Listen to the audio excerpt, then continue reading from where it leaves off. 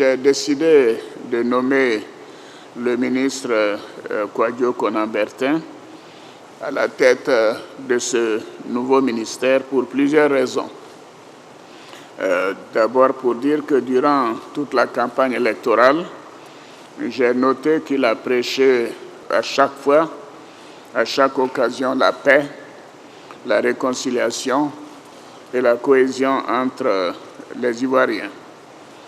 En deuxième point, il est jeune, il incarne donc la nouvelle génération que nous préparons pour la relève. Et je voudrais ajouter qu'il est du deuxième parti politique, le plus important de Côte d'Ivoire, puisqu'il est du PDCI-RDA.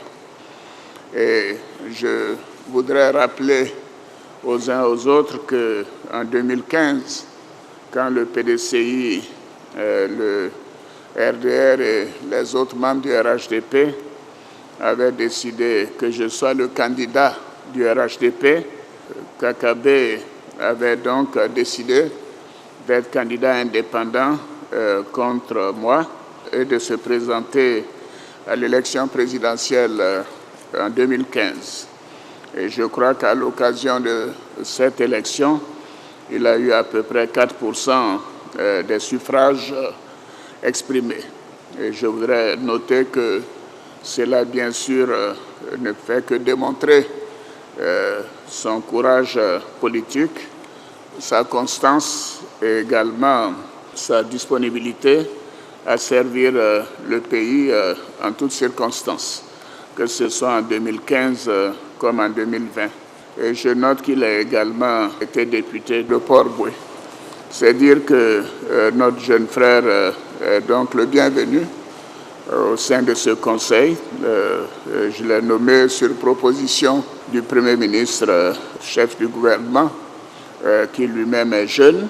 Et tout cela donc pour renforcer ma volonté de relève et de transfert du pouvoir, je souhaite, à une génération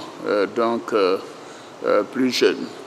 Je ne connais pas bien Kakabe en tant que personne, je l'ai rencontré 2 ou 3 fois, mais il m'a toujours impressionné par son sens de l'État, son engagement pour la paix, pour la réconciliation, et je suis sûr qu'il fera un excellent travail dans ce portefeuille qui vient à point nommé.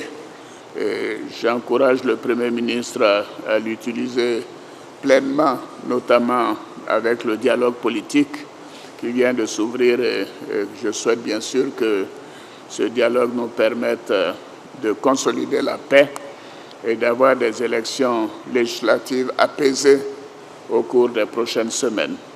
Voilà donc, Mesdames, Messieurs les ministres, la déclaration préliminaire que je souhaitais faire en votre nom à tous, en souhaitant la bienvenue à notre jeune frère.